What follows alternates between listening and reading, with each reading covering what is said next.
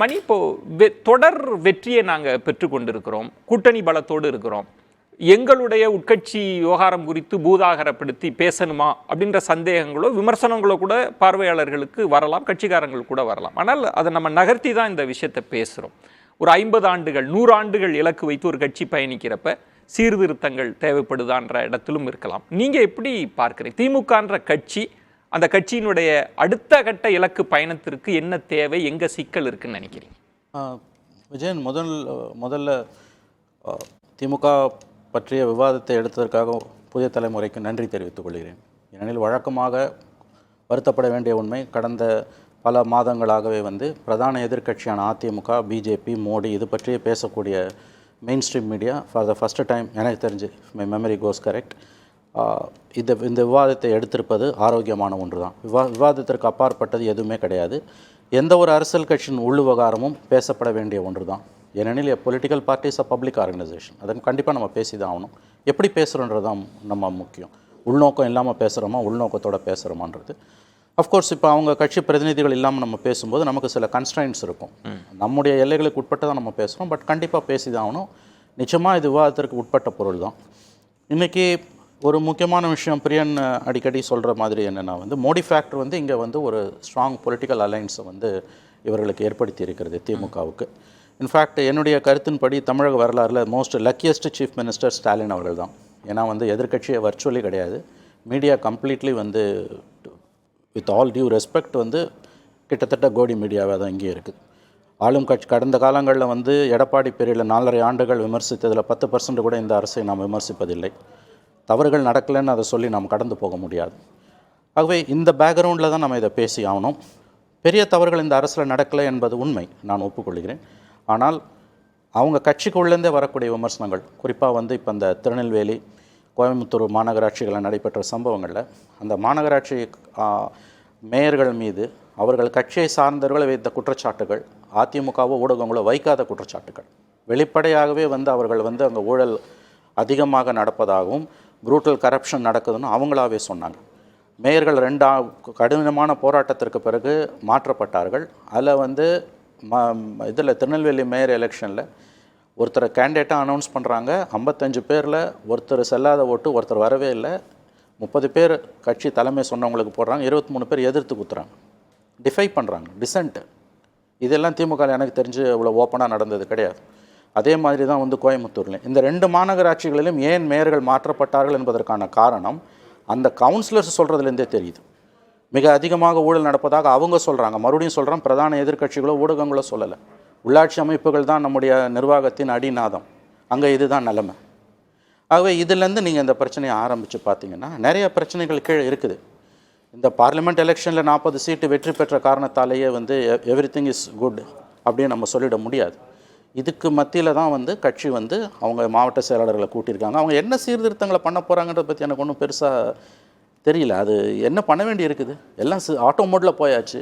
அப்பாவுக்கு பிறகு மகன், மகனுக்கு பிறகு மகன். அவர் சொன்னார், வேலூரை சொன்னார், திருச்சியை சொன்னார், பல மாவட்டங்கள் அதுதான். அமைச்சர்களுடைய மகன்கள் எம்பிக்களாக இருக்காங்க, எம்பிக்களோட மகன்கள் அமைச்சர்களாக இருக்காங்க. It has become a new norm. மற்ற கட்சியில் இல்லையா நீங்கள் கேட்கலாம், எல்லா கட்சியிலையும் தான் இருக்குது. ஆனால் இந்த அளவுக்கு இருக்கான்னு கேட்டிங்கன்னா அதில் ஒரு பேலன்ஸ் இருக்குது அப்படின்றாங்க. நீங்கள் ஏதோ வாரிசுகளின் மகன் அப்படின்ற அதை மட்டும் பெருசு மேக்னிஃபை பண்ணி பார்க்குறீங்க. புதியவர்களுக்கும் வாய்ப்பு கொடுக்குது. புதியவர்கள் இது 2யும் பேலன்ஸ் தான் பண்ணியிருக்கு கட்சி அப்படின்ற இல்லை. இப்போ ஜனநாயகன்றது என்ன? மன்னரோட மகன் மறுபடியும் மன்னராவது, அவரும் புதியவர் தான். அந்த இடத்துல ஒத்துப்பீங்களா நீங்கள்? சரி, இது கடந்து போக முடியாத ஒரு பிரச்சனை. இதை பேசி தான் நம்ம ஆக வேண்டும். காஷ்மீர்லேருந்து கன்னியாகுமரி வரைக்கும் Indian politics is full of dynastic பாலிடிக்ஸ்வாங்க. சவுத் ஏஷியா பாலிடிக்ஸ் பூராவே நம்ம தமிழ்நாட்டை பற்றி பேசுகிறோம். அப்போ இதில் என்ன பெரிய சிக்கல் வந்துட போகுது? Everything is an auto mode. பெரிய பிரச்சனை ஒன்றும் வரப்போகிறது கிடையாது, இப்படியே தான் ஓடப்போகுது. ஸோ எனக்கு ஒரு விதத்தில் என்ன இருக்குது பேசுகிறதுக்கு தான் தோணுது. ஏன்னா நம்ம இதை ஒரு நியூ நாமாவே மாற்றிட்டோம்.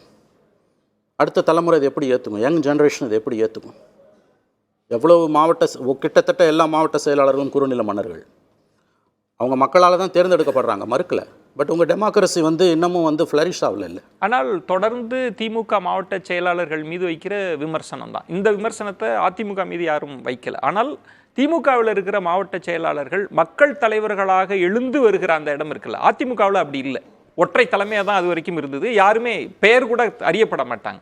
ஆனா அங்க இருக்கிற மக்கள் தலைவர் எழுந்து வருகிற போது அவங்கள குறுநில மன்னர்னு சொல்வது சரியான நடைமுறையில் அப்படி தான் இருக்குது. அந்த வார்த்தையை பார்த்து யாரும் ஒன்றும் அசூயப்பட தேவையில்லை. இது வந்து ஃபியூடல் செட்டப் தானே.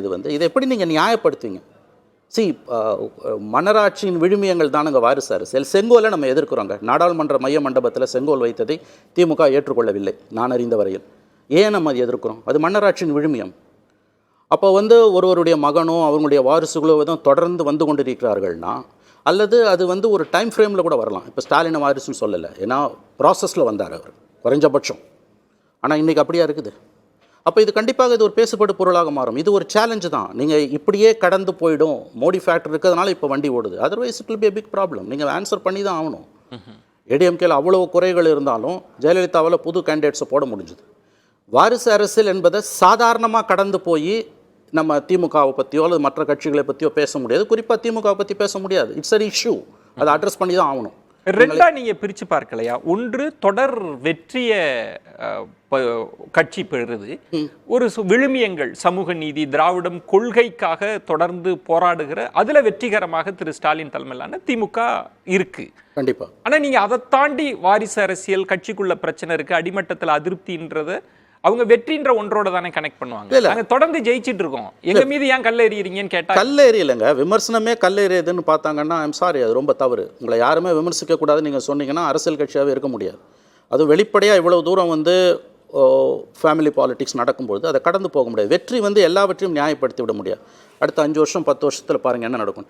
திமுகவோட கான்ட்ரிபியூஷனை நான் குறைச்சி மதிப்பிடல, திமுகவோட பலத்தை குறைச்சி மதிப்பிடல. இன்றைக்கி டைம்ஸ் ஆஃப் இந்தியாவில் வந்திருக்கக்கூடிய ஒரு நியூஸ், இன்றைய டைம்ஸ் ஆஃப் இந்தியா கடைசி பக்கத்தில் பகுஜன் இவங்க பிஆர்எஸ் பாரதிய ராஷ்ட்ரிய சமிதி தெலுங்கானாலேருந்து வந்து தமிழ்நாட்டில் கட்சி நிர்வாக அமைப்பை எப்படி பலப்படுத்துறது அப்படின்னு அவங்க ஸ்டடி பண்ணும்போது திமுக வந்து இந்தியாவிலே இருக்கக்கூடிய கட்சிகளை மிகவும் வலுவுடன் கட்டமைப்புள்ள ஒரு கட்சி. அவங்கக்கிட்ட கிளைக்கழகங்கள் வரைக்கும் அவங்களுக்கு வந்து இருக்குது. அந்த இன்ஃப்ராஸ்ட்ரக்சர் கலைஞர் ஏற்படுத்திட்டு போனார் இல்லையா, அதை ரொம்ப பெருமையாக பாராட்டிட்டு போயிருக்காங்க. நாங்கள் இதிலேருந்து கற்றுக்குறோம், ஏன்னா அவங்க படுதோல்வியை சந்திச்சிருக்காங்க. இவையெல்லாம் பலம். பலவீனன்றது வந்து ஏற்றுக்கொள்ள முடியாத குடும்ப அரசியல், வாரிசு அரசியல். பேசலாம் திருமணி.